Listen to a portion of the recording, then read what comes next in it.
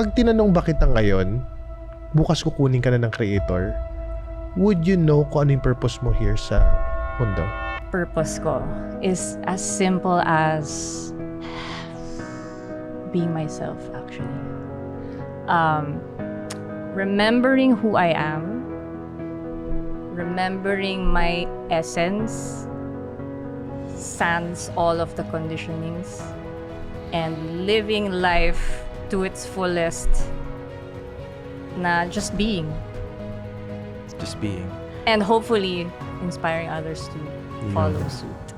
Bakit sobrang invested ka dun sa fact na yung mga tao na yun is meron silang personal opinion about you? It's not really kung sino yung closest to you, but it's actually you hurt yourself the most. Kung ano man sabihin nila, if sa loob-looban mo, there's that part of you that agrees with them. Yun yung masakit. So it doesn't matter who says it, kung close man sa'yo or hindi. Basta nasa loob mo yung belief na yun, Oh, parang tama yun parang you're ganun. really your worst demon. Your own worst demon. Remember, the closest person to you is actually yourself. What are the things that you were able to heal from? So it's super ironic, diba, na nasa limelight ako. Or like, yun yung career ko. I'm required to, be seen. In front. But it's my biggest fear to actually be seen pala. Like, to be actually seen. to be actually seen as who I really You can be am. seen, I but can be seen, but it's not you. choice ko kung ano papakita ko sa'yo. And apparently, all my life, I've been showing a different, like a mask. I've been showing a different facade. masks that I wasn't even aware that I was doing. Kasi yun ang gusto ng tao. Yeah. So cosplay talaga siya in real life. I suddenly remembered that I was molested as a child. And I'm open to talk about it now because I've healed through it. And it parang wow, it explained so much about my behavior up to that point in my life. Kaya pala takot ako makita. I had this fear of being seen because I felt like being seen you would get exploited. So dito na ako sa background para hindi ako masaktan. I mean, alam mo, ang maganda lang sa mga ganyang bagay, no? Nakakatuwa pag yung mga tao, hindi na sila takot magsabi ng mga ganyang experiences nila. Simply because, natutulungan mo rin yung ibang babae na maging matapang na parang, you have to speak up. Kasi at the end of the day, minsan, ano rin siya, no? Therapeutic din siya pag sinabi mo, no? Yes. Para kasi you're releasing that anger or that, resentment. It's actually called release work, right? Yeah, that's a term also. Like, it's really more healthy. It's healthier to be able to release in whatever form. The overall topic that we're gonna talk about is quiet healing, life beyond the limelight.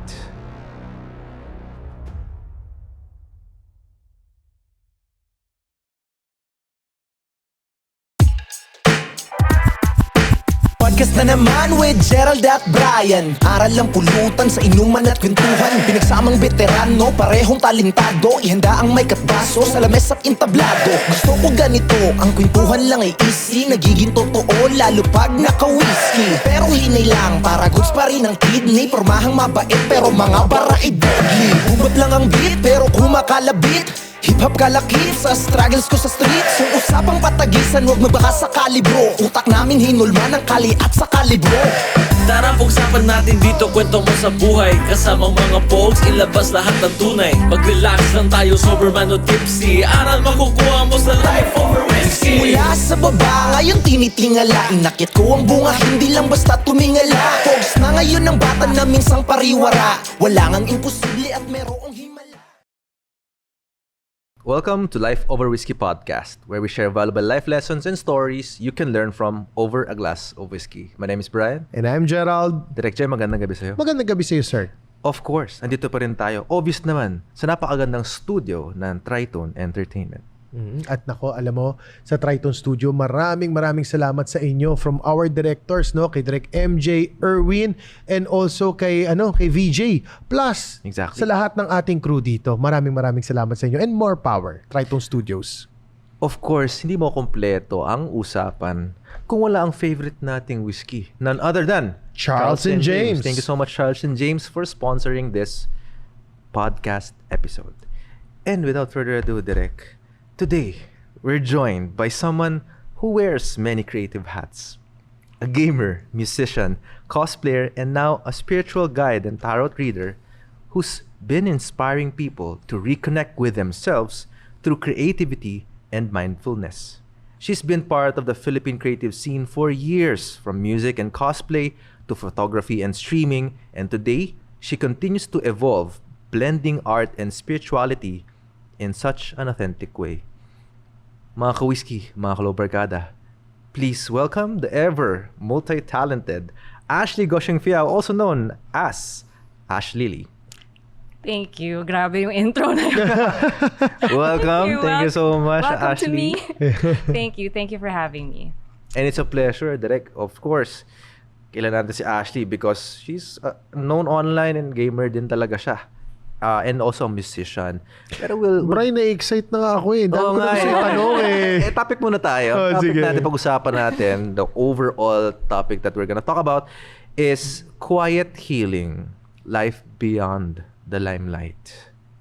But Ashley, for those who's maybe living under a rock or doesn't know who you are, baka pwede mo kaming bigyan ng onting background story Okay. and context.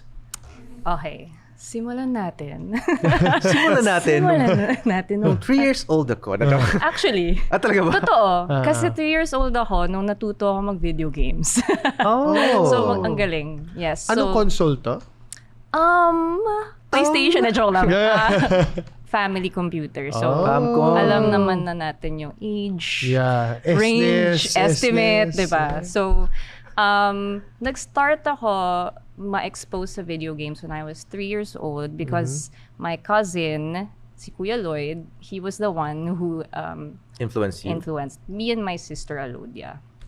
And then, yun na talaga yung naging pretty much biggest hobby namin magkapatid growing up, aside from anime, pop culture, ayan. So, fast forward to, I think I was 12 years old.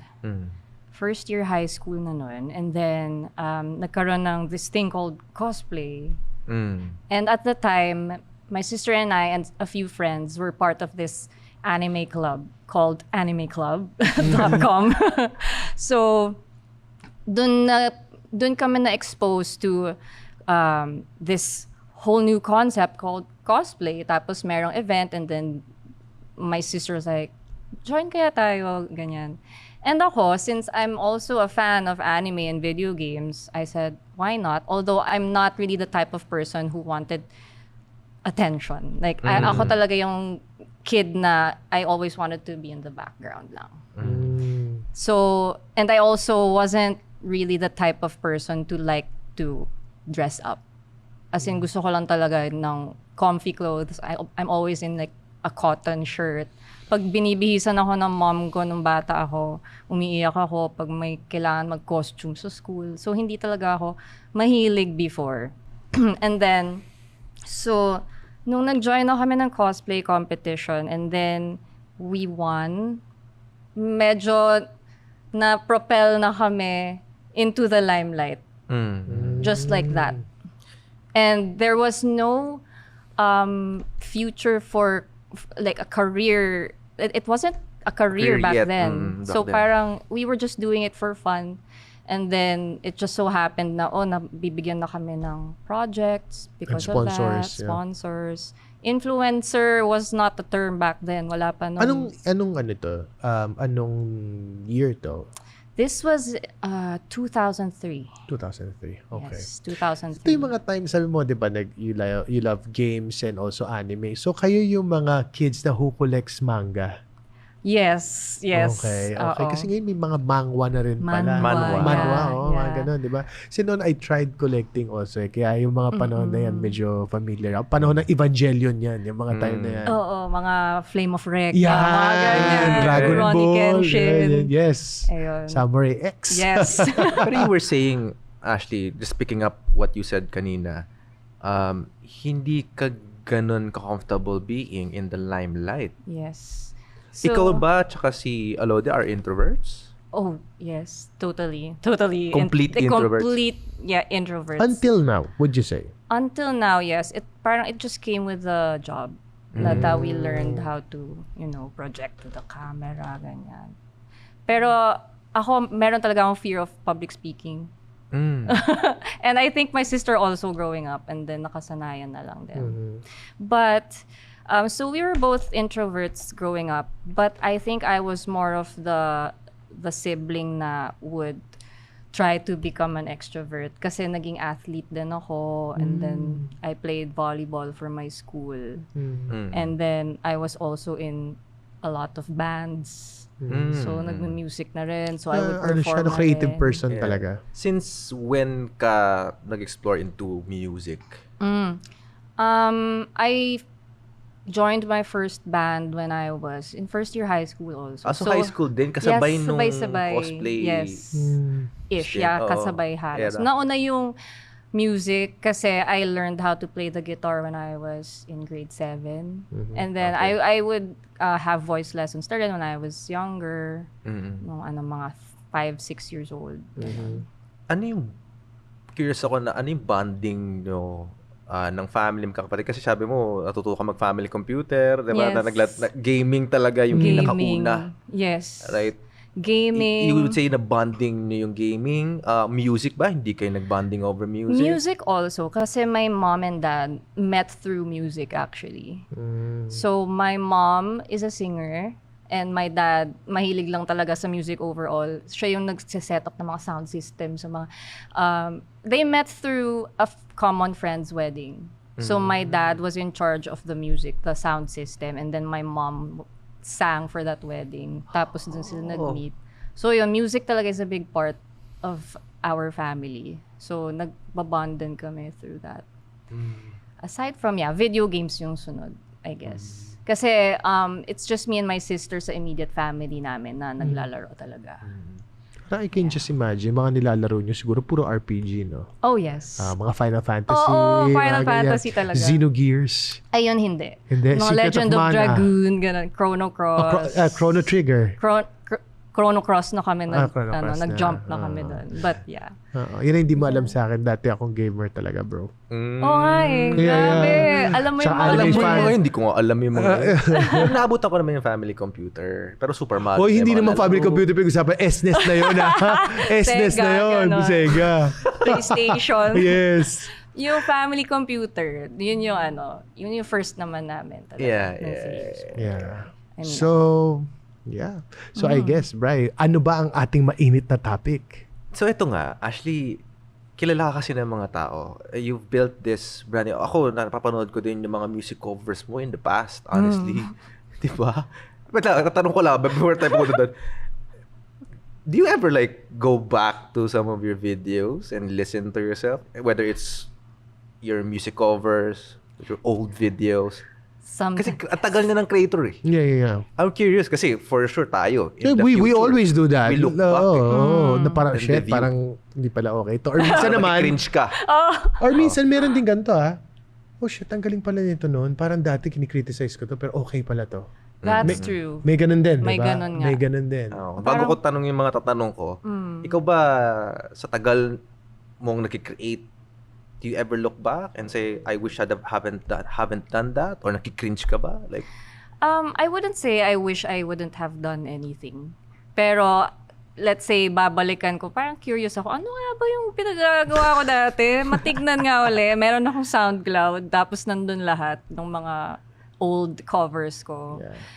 Tapos, merong mga cringe, definitely. Parang, oh my God, ba't ganyan yung, pangit ang quality. But at the same time, meron din parang, uy, Okay to, ha? Ferris, galing mo dito. doon. Galing mo Totoo. doon, ganun. So yun, halo naman. But, I mean, nakasanayan ko din, I guess, to hear my own voice. Kasi I believe, parang for most people, medyo parang may cringe factor when you Kahit hear nung first, yourself. hindi ka nag-cringe. Kasi ako, nung time na, si Brian kasi, nagpa-podcast na siya. Audio podcast way back before Before. pa. So, sabi ko sa kanya ng first recording namin, parang di maganda yung voice ko, nakikringe ako. Sabi niya, direct, that's normal. Everybody is going through that phase. So, kaya gusto ko itanong sa'yo, ikaw ba nangyari sa'yo yun? Or hindi? Yes. Oh yes, nung start talaga. Pero You yeah, I get think used sigurado. to how you sound like because wala ka na magagawa dyan. That's how you Yeah, sound sound- like. Huwag mo na rin na magbago pa yan. You learn to embrace and accept and to play off of what you are good at. Yeah. Diba? Or how you sound And like. sometimes- Kasi yun yung nuance eh. Yeah, and sometimes, yung akala mo disadvantage mo, it becomes your advantage. Yes. Di ba? Minsan, That's may true. ganun din, ha? That's true. Yeah. So, ipa-follow up ko yung question. Okay, You've been game. been present online for years. Ito gusto kong tanong kasi nilista ko talaga eh. Maraming tao nakakilala sa'yo or they think they know you. Yes. But sa dami ng pinagdaanan mo, and we're gonna talk about the healing, what happened. When you decided to step away from the limelight and may intention ka to heal, you're also changing. Do you feel like you're kind of like breaking a contract with the world? Yung previous self mo na this is a different version of you eh. Yes. Okay. I would agree that even until today, I would see people have these certain expectations of me based on how they've known me. Expectation and perception. Yes, perception. Yeah, I use the term expectations kasi now that I've totally changed. Like I'm a totally different person from who I was back then, 20 plus years ago. May mga tao pa rin na may mga susulpot na haters that would say these things about me. Na, ganyan ka naman. But I would agree with them because that was me before. So I feel like they're still expecting me to be like that until now. So, ayun. So parang you're saying na there is like a breakup with the past Yes. expectation ng mga tao sa'yo. Yes. And Because it's- that's what you need to heal. Yes. One of the reasons, okay, so I actually stepped out of the limelight for a couple of years as I went through my own healing journey quietly. Because number one, I did that because I wanted to figure out what I really wanted. Why am I doing this? Why am I gaming? Am I doing it because I love to do it or because I'm earning from it? Medyo nawala na sa akin, hindi ko na alam at the time. Like, it was so hard for me to answer that question. So I really had to stop it and rediscover my love for gaming years later. And then,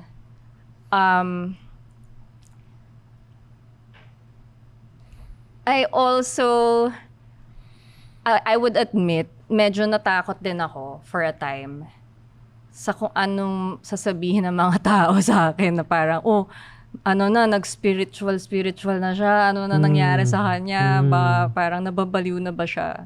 So, that's also part of why I stepped back. Kasi parang, okay, doon na ako napupunta. At first, I was like so proud na parang, oh, I'm discovering all of these new cool stuff like tarot and astrology. Oh, sobrang cool nito. And then, there comes a point na parang people were already talking about me, saying things na, oh, ano na, paano na siya, ganyan. And then, it just parang naturally came to me na, ayoko na tong buhay na to. Parang, I didn't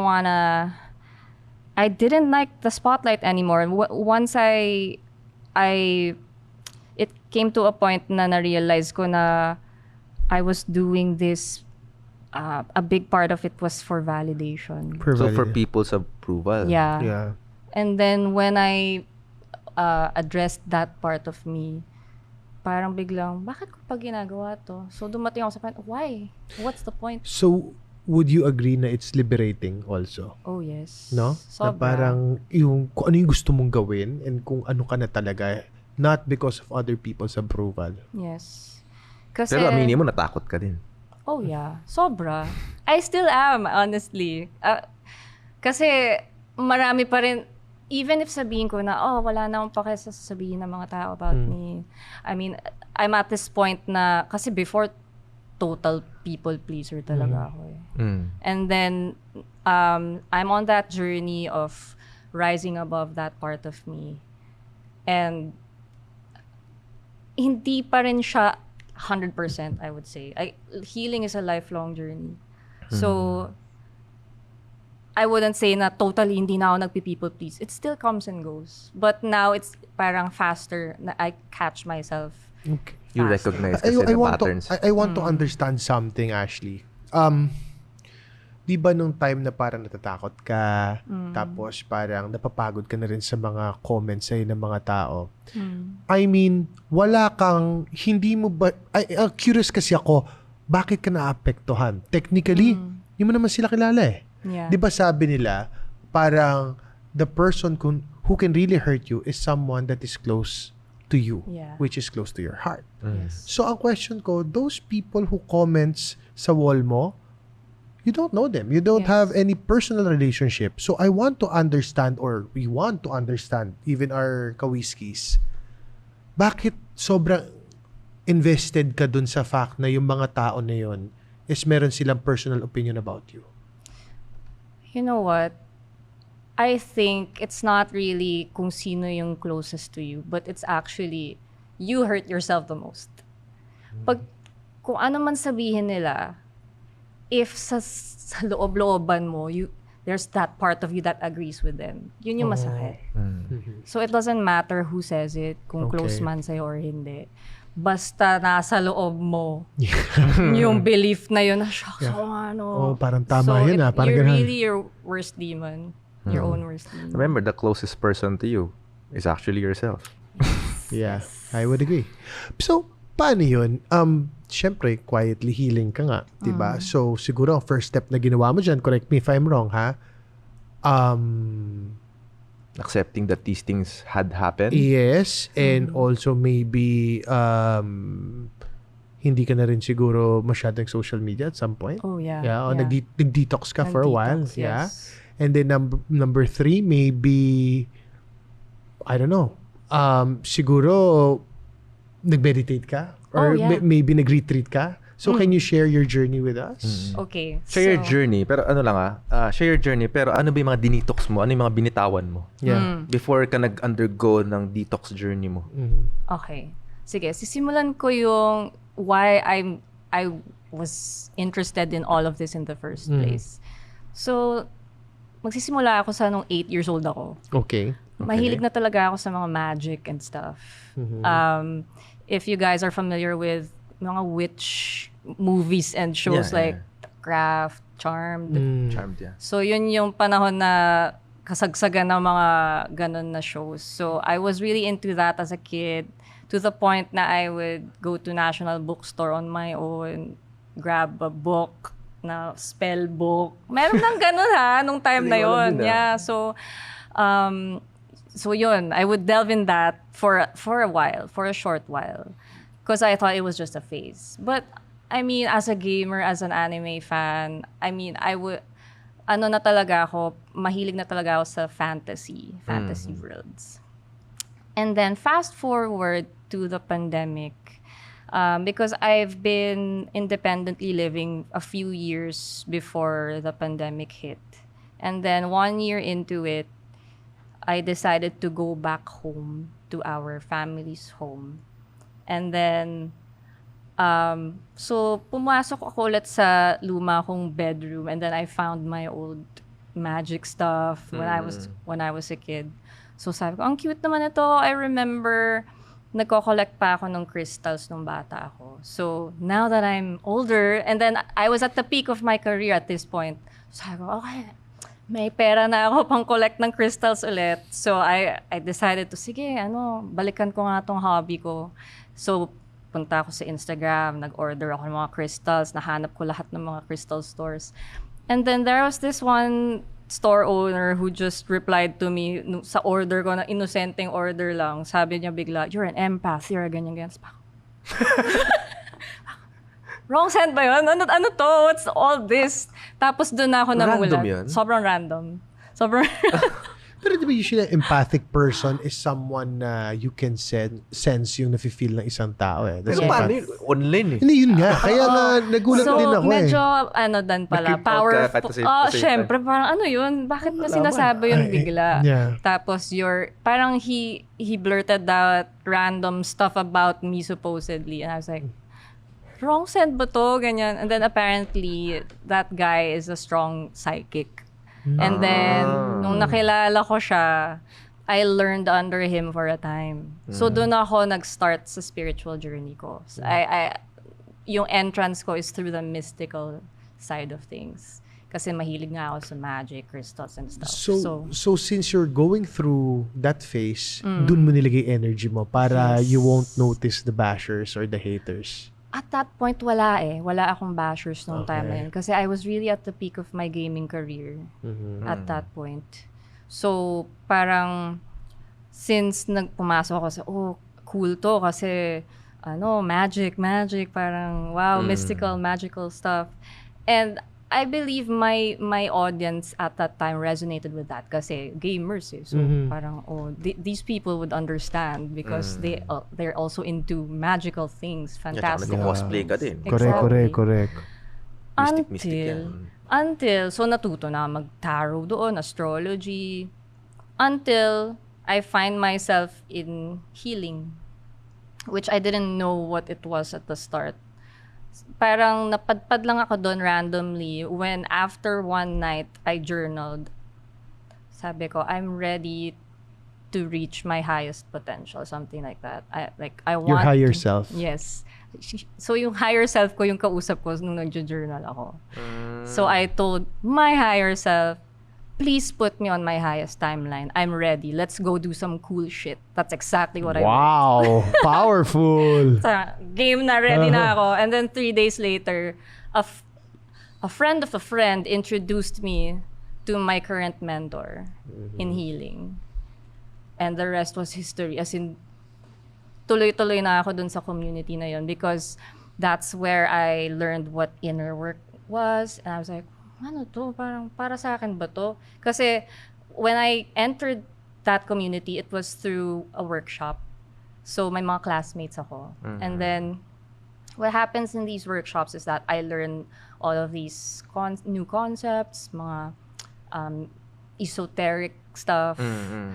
And then there's also topics about like yun nga healing, and at first parang bakit ko kailangan, I was talking to myself at this point, bakit ko kailangan ng healing? Healed naman ako.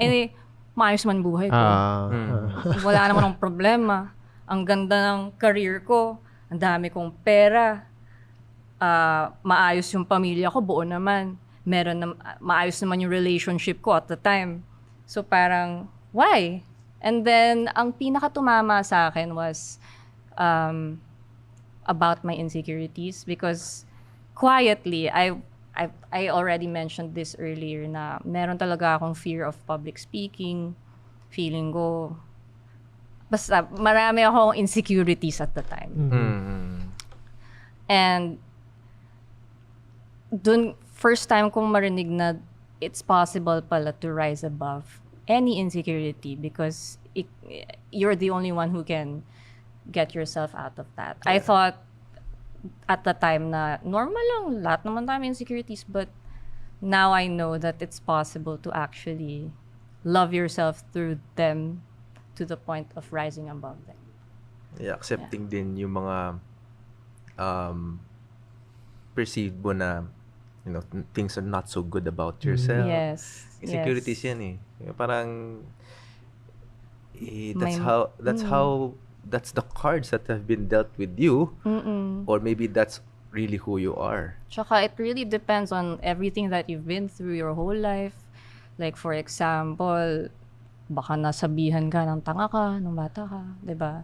And then it sticks with you. When you say that's like your healing at that time, ano yung mga you would say you were able to heal from? Is it yung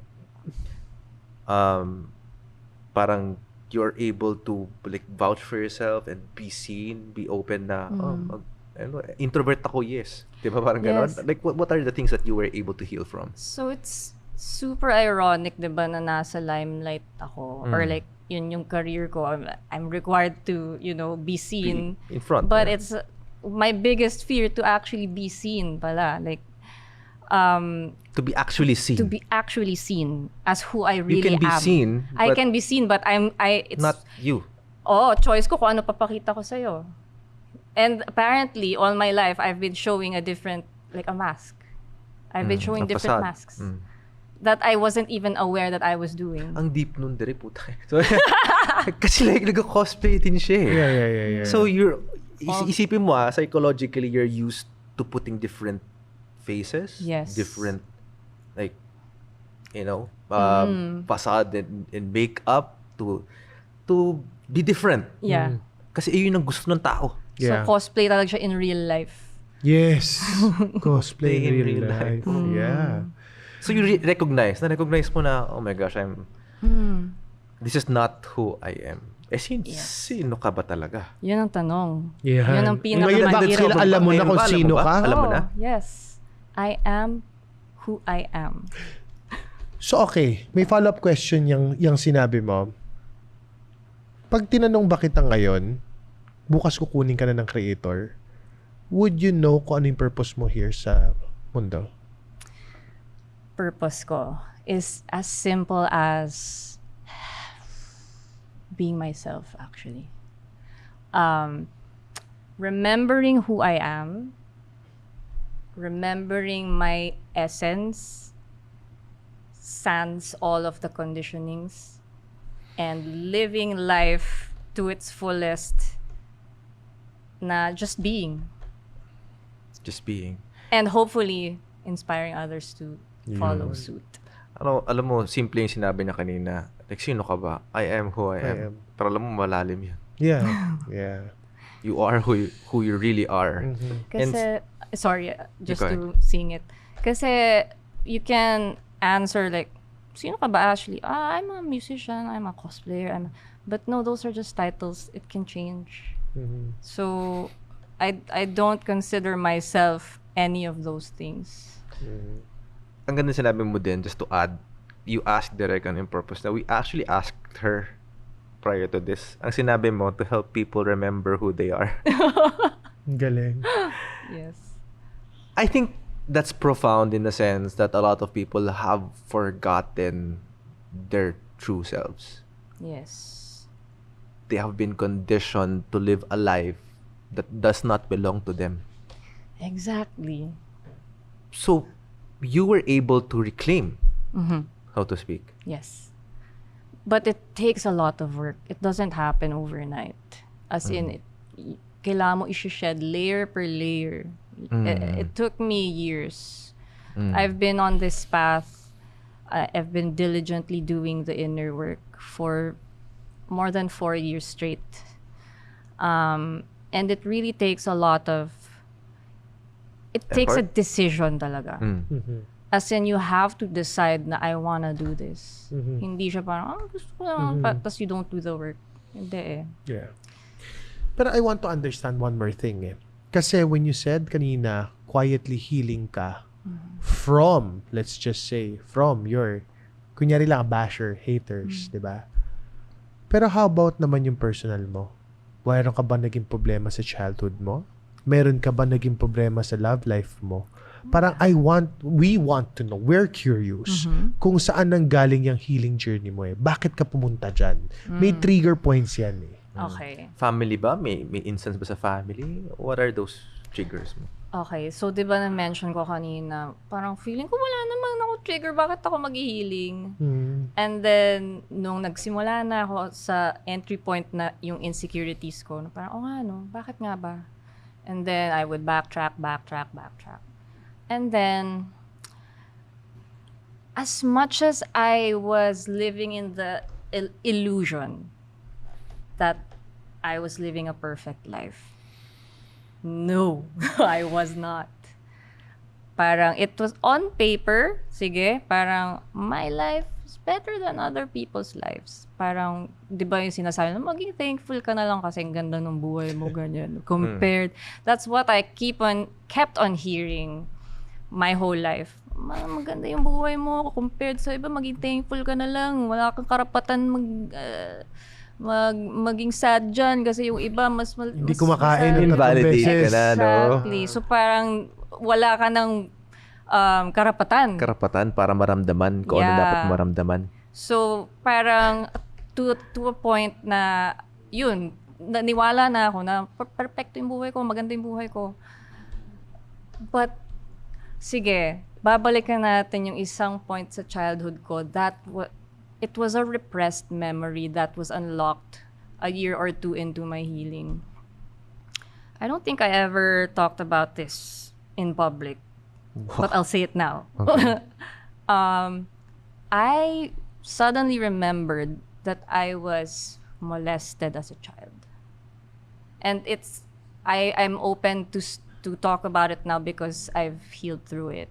And it like parang wow, it explained so much about my behavior up to that point in my life. Kaya pala takot ako makita. I had this fear of being seen because I felt like being seen you would get exploited. So dito na ako sa background para hindi ako masaktan. Because at the time parang she's the cute baby, parang binibigyan ng attention.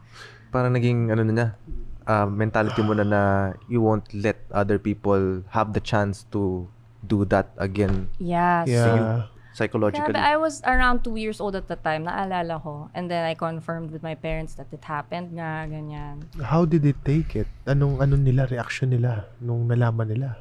Nagulat Hindi ba sila ba't nag-doubt? naalala ko? Because they thought it was just, bata ka Oh, yun pa nga, naman. yun nga Hindi mo yung inisip ko. maalala, eh, oo. Yeah, and then it was a fleeting moment lang, and then Yes. they dealt with it at the time. And then, diba, parang as a child or growing up, I had no memory of it. But apparently, it dictated my behavior. It influenced the way that I was, which was a introvert. But would you say na nakakontribute din ba yun sa personal relationship mo? Let's say, for example, yung love life mo. Yes. Kasi... Hindi ka ba naging trusting sa mga lalaki? Oh, yeah. I mean, that was one factor, but I believe there are a lot of other factors as to why I had trust issues. Tapos, so I had a pattern of cheating in relationships. They cheated on me, like all of most of them. And then, recently ko na lang din inamin sa sarili ko, ako rin pala kasi, I would do it. Sinugarcoat ko lang at the time na, hindi kasi, parang... Nauna ka naman. Oo, nauna naman sila. So, I would do it also. dahil ayoko na, paalis na ako sa relationship so mag-overlap. And I didn't call it cheating, I just called it an overlap. But apparently, cheating is cheating. So, Correct. I had to face that and admit to myself na cheater din ako dati. To be able to, and I had to face that to forgive myself. And by learning to forgive myself, I also learned to forgive every other guy who's cheated on me. Including that person. Yes. So at some point pala sa buhay mo, naging man-hater ka rin. I guess so. Man-hater. Is that Would I call it man-hating? Siguro to some extent. Kasi parang may phobia ka eh. May certain phobia ka rin eh. Medyo nadala ka kasi paulit-ulit ka niloko. So ang Yeah. effect nun, Wala. babawi ako. Di ba? Babawi din ako. Gagawin ko rin yung ginawa sa akin. Tsaka yung environment ko, parang palagi kong naririnig is lahat naman ng lalaki ganyan. Kapare-pareho lang. So there's that belief na all guys cheat. Parang ganun. Pero grabe grabe pala pinagdaanan mo. I Yeah, was and- really, how would I say it? I don't want to use the word shock, but surprised. Yeah, diba? These are the things that... Yeah. You know, there's a lot of revelations that nangyayari sa podcast na to. And to me, yung mga ganyan usapan, my body tenses up. Me too. Freezes up. Me too. Yeah, kasi parang imagine ako na to na hindi ko siya naranasan personally. What more to the person who actually experienced it, yeah. and felt it na ginawa sa kanila. Yeah. And that's why the normal reaction is to repress those Oh, memories. yes. Yeah. Kasi don't wanna Masakit yan. remember that eh. Yeah. Don't wanna remember that kasi like siguro that's also the reason why growing up medyo reserved ka. Reserved. to And then, other hindi people. ako, like, I don't wanna be touched. Ganun. And secluded ka. You became an introvert. Yes. Maybe by experience din. Yeah. But, Yeah. but you see why it's so important to remember, to look back. Kasi kung hindi mo titignan dala-dala mo yan buong buhay mo hanggang sa, alam mo yun, Even if it's painful? Yes. Especially when it's painful. Especially when What if it's people are not ready yet to confront It's a their fears?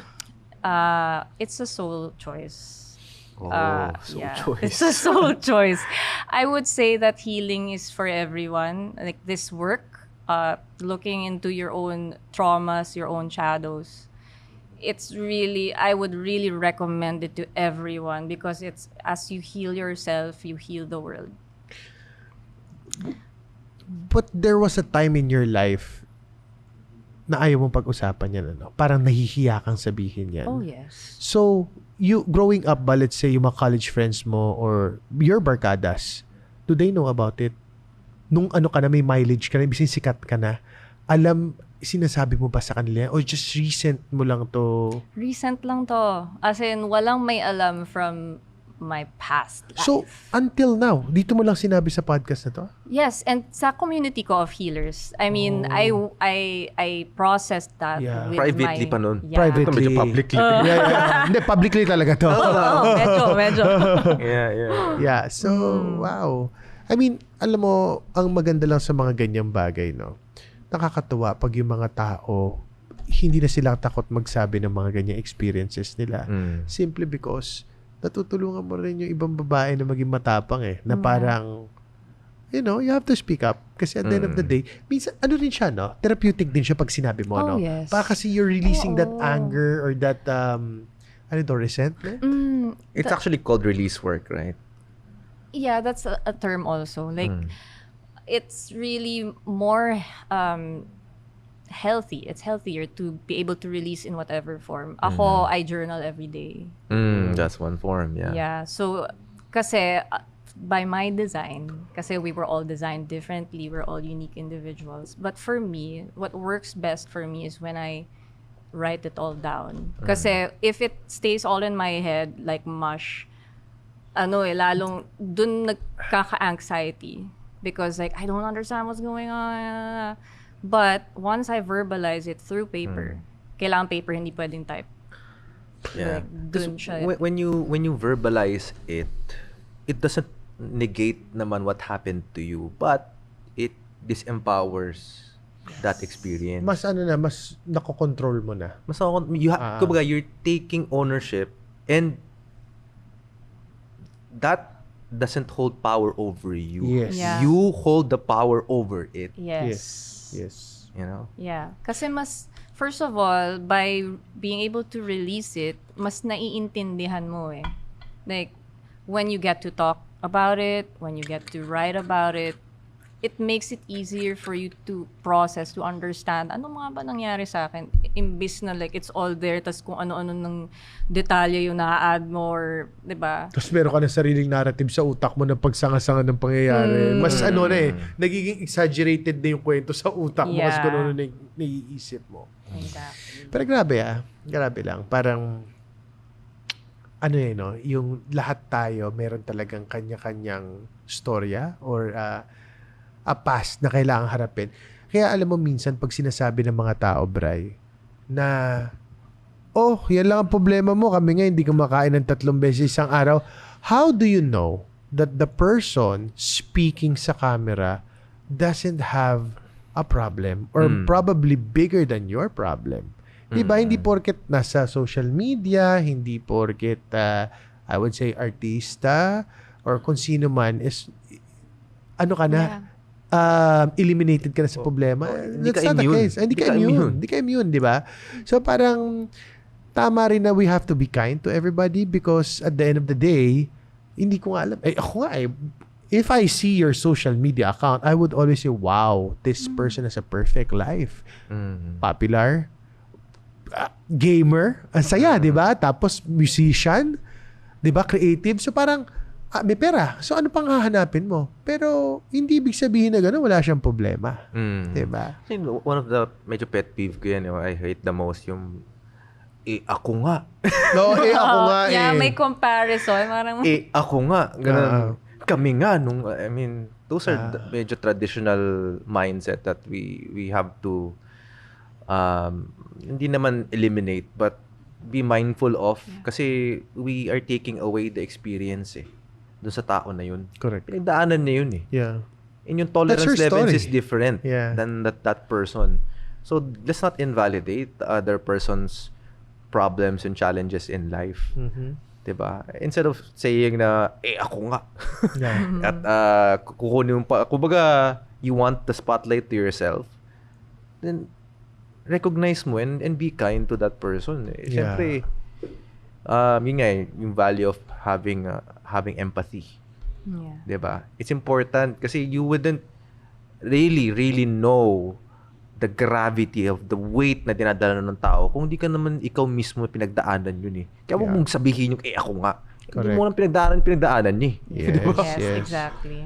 Tsaka yun nga rin parang let them talk. Kung sino yung naglalabas ng sama ng loob, let them. Hindi siya competition. Na when sinabi mo kanina, you had this experience, so I would tell you, alam mo dati, ako din ganito Parang hindi parehong turn. Di ba? Parang it has to be her. Hindi tayo pwede sabay. That's why kami ni Bri, when we talk to each other, he would ask me, Derek, how are you? Okay. So, Bri, how are you? Is there anything wrong or pinagdadaanan ka?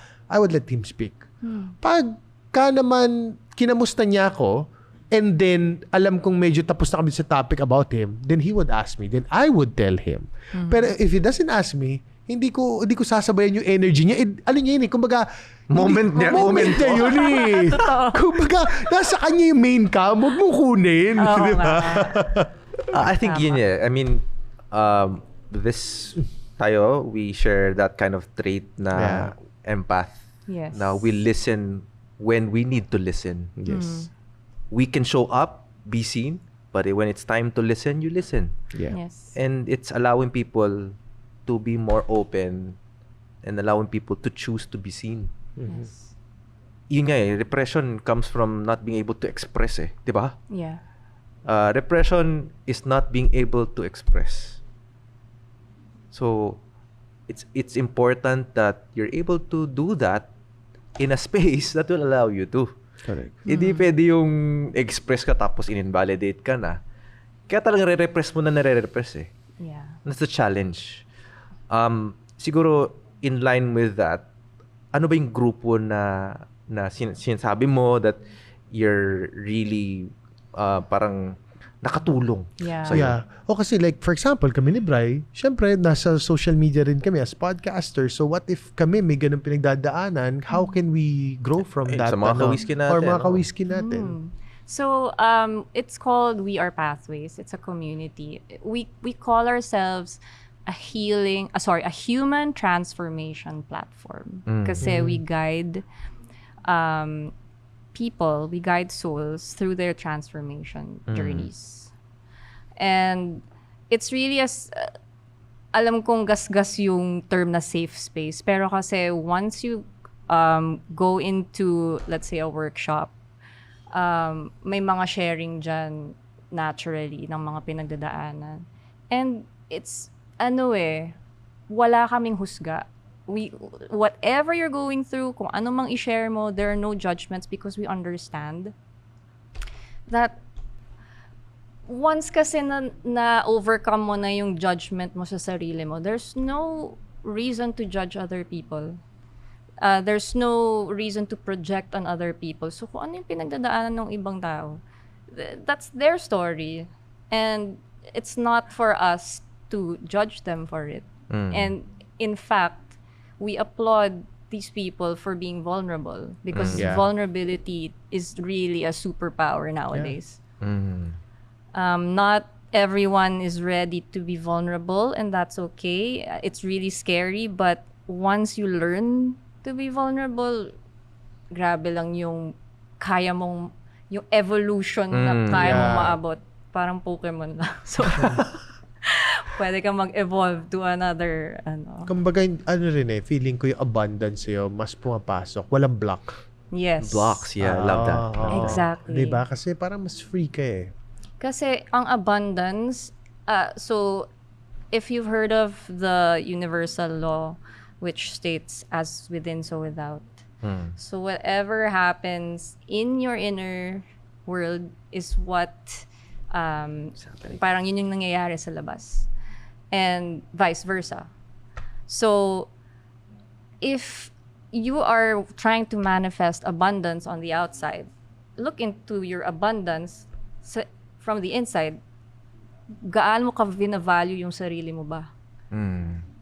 Do you actually see your worth? Or do you always parang minamaliit mo ba palagi yung sarili mo? Or like, you allow yourself to be in situations where you're abused or where you're parang nagpi-people please ka na lang. Sige, tatanggapin ko na lang yung ginagawa sa akin kasi I understand them naman. But you are devaluing yourself by allowing yourself to stay in those situations.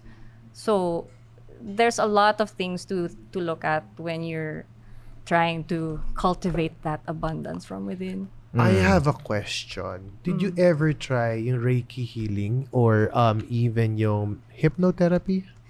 I have. I delved into a lot of the healing modalities when I was starting out. Yeah. Kasi I thought that was what healing meant. Yeah. Energy healing, ganyan. Past life regression. But it's totally different from what I'm doing now. I see the value in those modalities.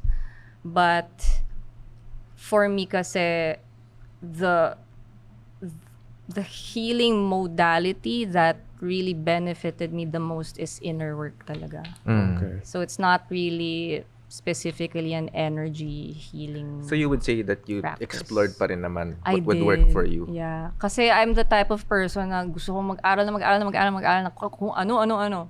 Like, I'm so curious about so many things. I delved into, yun nga, tarot, astrology, Reiki, ano pa nga ba?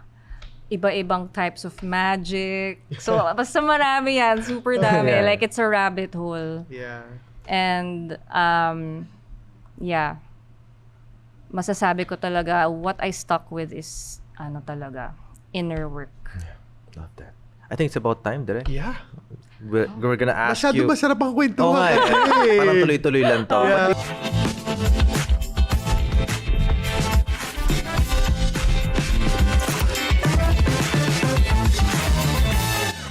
I want to ask you, para sa'yo ba, ano yung top 3 qualities mo as a person, as a human being? Top 3 qualities. Ang hirap. Wait. Authentic. Authentic? That's Authentic. one. I'm authentic. I'm vulnerable. And as a Sagittarius, I'm spontaneous. Authentic, vulnerable, spontaneous. Okay. Yes. When is your birthday? December 13. When's Oh, yours? I'm December 11. Malapit na sila mag-birthday. Mga horse kami. Kaya pala dark horse. Dark horse.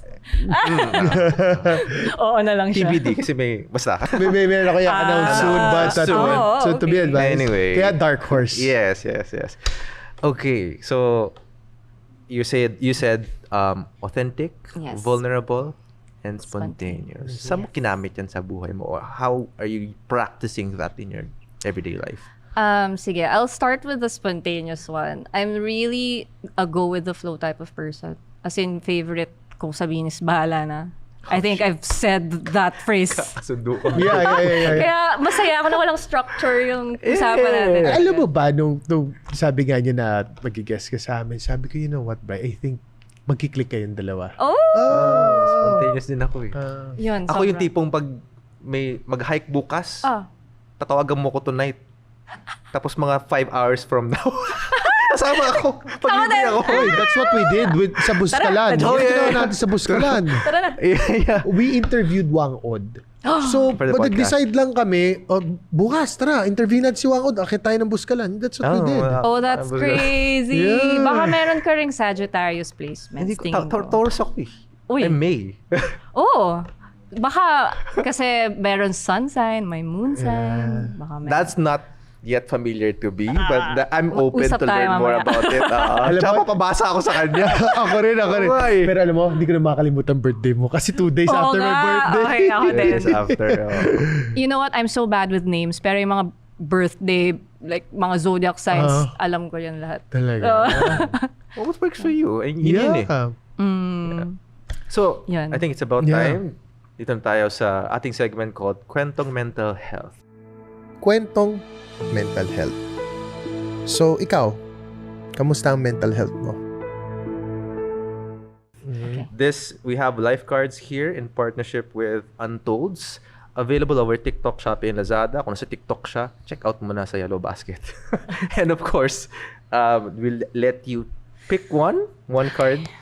Pakiramdaman mo, intuition to, be. Okay. So, Totoo ba tinawag mo siyang be? Tama ba yung narinig ko? Sorry. Intuition May ganun ako eh. Yes. Wait. Ayan na. Ito na. Nako, kinakabahan na tayo dyan. Ano mo pipili dyan? Read it out loud. Wow. Read it out loud. Maging mahirap na puno ng pagmamahal o mayaman ngunit mag-isa. Ang dali naman ito. Grabe. Wow. Wala ba challenge? Wala ba challenge? Wala, sobrang Oh, baltan mo. Hindi, gusto ko. Ay, sige. This is very relevant to me, honestly. okay naman pala. Honestly. Sige. Okay, why? So, ang sagot ko dyan is, teka, magsha-shot muna ako. Yes. Cheers, cheers. Cheers. Masarap ang usapan. Oh. Game. Ang sagot ko dyan, maging mahirap na puno ng pagmamahal. Because, babalik tayo sa topic natin about abundance, which manifests if you are abundant from the inside. And I really believe na if you are full of love, that translates to abundance from within, which then translates to abundance without. So, dumaan na rin ako dyan sa the peak of my career, dami kong pera. I let go of all of it. I took a break for like 3 years, 2 to 3 years. As in, tinigil ko lahat ng work because I didn't really care about any of it anymore. Because what would money bring me? It's just money. But what I was already seeking at the time was love. Love in all its aspects. Hindi lang sa romantic, but really self-love. And that was really the hardest to cultivate. And kaya kahit sabihin mahirap, in the sense na financially mahirap, I would definitely pick Choose that. love any day. Wow. Ang dami ko sinabi kay Oo Bay. nga. Kay Bay. Galing. Grabe, sobrang lalim na usapan. I think we can go on and on about this. No? Yeah. But Direk, ikaw ba? Ano bang takeaway mo sa ating conversation tonight? Alam mo, sa dami ng magandang sinabi niya, parang ako siguro, Bray, ang number 1 takeaway ko sa conversation natin, siguro, there are some things na wala tayong control eh.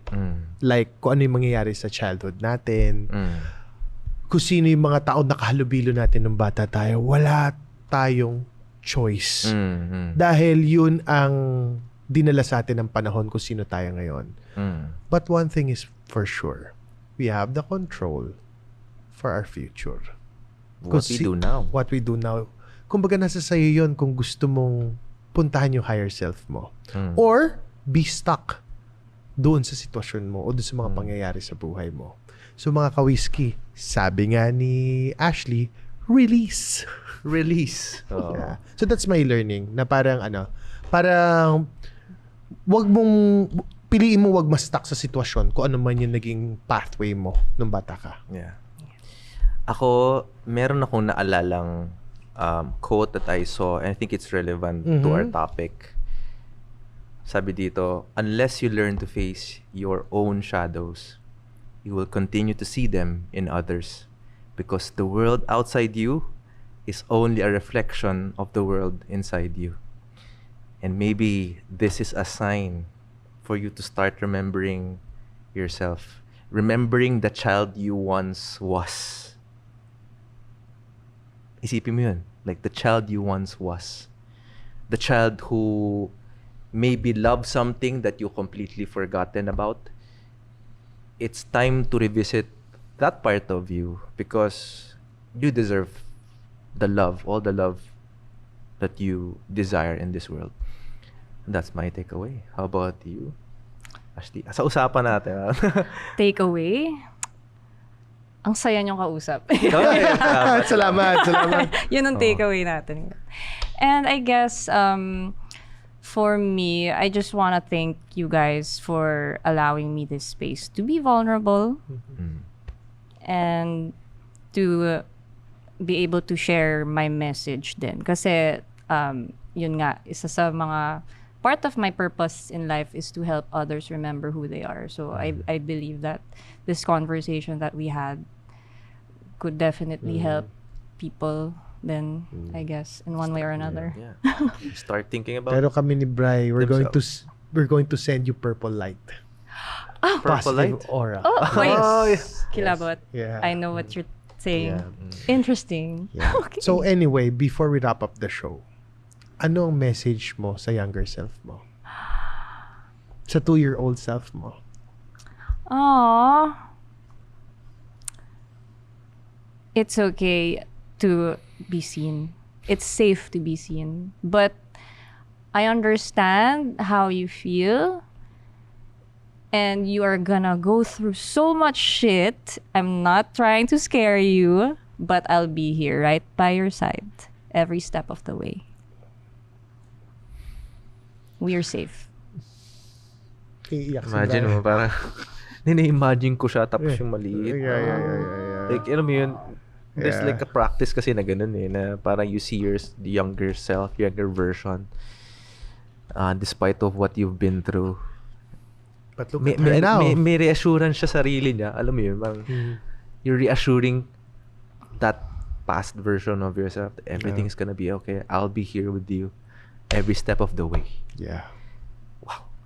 And with that, mga ka-whiskey, mga kalabarkada, alam ko medyo bitin to, pero maraming salamat for tuning in on this episode.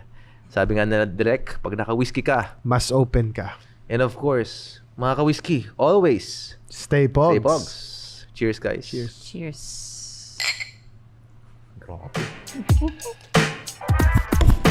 Podcast na naman with Gerald at Brian. Aral lang pulutan sa inuman at kwentuhan. Pinagsamang veterano, parehong talentado. Ihanda ang may katbaso sa lames at